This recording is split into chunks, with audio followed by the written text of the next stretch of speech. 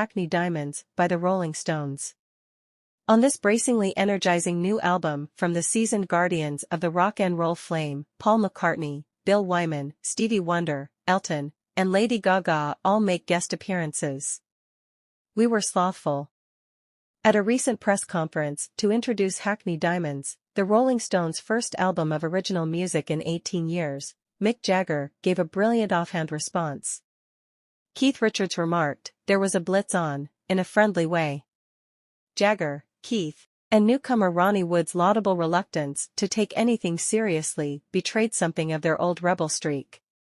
It was a rough introduction to new music from the last men standing and former enfant terribles of the 1960s counterculture. The Stones, who have been the very definition of a legacy act for decades, seemed destined to spend all of eternity traveling the world as a wealthy pub band and as the living embodiment of the demimonde in which they first blossomed and then festered, with the exception of 2016's rather good dues-paying collection Blue and Lonesome.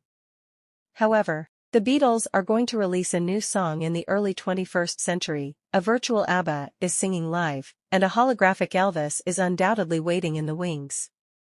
The next natural step in popular culture's veneration of the past seems to be the Stones' very own resurrection shuffle. The truth is that Hackney Diamonds, which is London borough slang for having one's window broken on a Saturday night, is not a novelty rehash, rather, it is the best thing the Stones have produced since, oh, Tattoo You. Other options may apply. It struts, it stumbles, and it reinforces that despite age, self-parody, and inverted snobbery, you can't keep a good group of white middle-class bluesmen down. The group's 24th studio album weaves in and out of Yaya's out rockers, country ballads, hangdog blues, and gospel like a grand tour of their discography.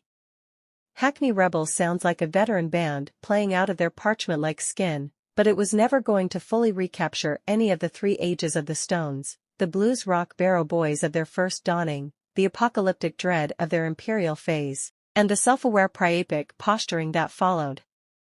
It's a record of firsts and lasts. Drummer Steve Jordan, chosen by the late Charlie Watts to play drums for the Stones, makes his recording debut with the group. Watts himself appears on two songs first recorded in 2019, Mess It Up and Live by the Sword. Bill Wyman, who finally left the group in 1993, also makes an appearance, bringing the original Stones engine room back together for one last performance. The band is brought together by producer Andrew Watt, who has previously worked with artists as diverse as Ozzy Osbourne and Dua Lipa, into something new sounding without losing the essence of Stone, including its filthy riffage, excellent vocals, and rhythm section that thrashes about with real power. The early indications were more than merely encouraging.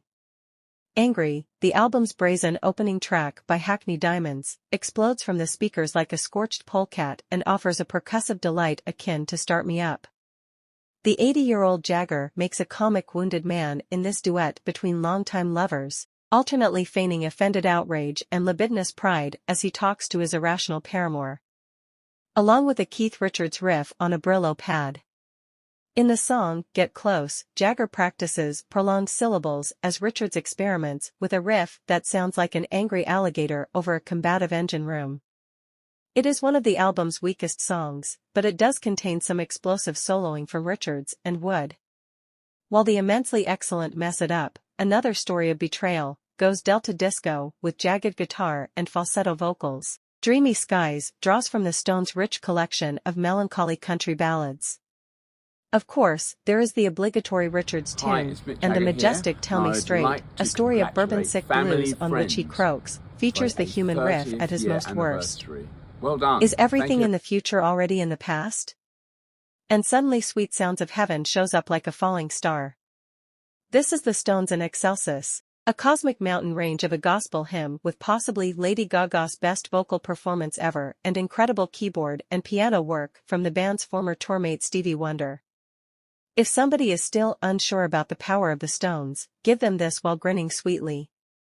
The band closes the circuit in excellent form with Rolling Stone Blues, a tribute to Muddy Waters, the man who left the band their name all those years ago. They are always ready to bring it all back home. So, is this the Stones' farewell song and ultimate judgment? Large-scale world tours may no longer be feasible, and one founding member has already passed away, so possibly in their later years they'll turn into a recording company. According to Jagger, the most of their upcoming album is already in the can. But if the Stones are laying down the blueprint for rock and roll, for the last time, they did a fantastic job. Hackney Diamonds is an excellent album of desecrated grandeur and riffage. The Stones are still laughing in the moonlight, not gracefully fading.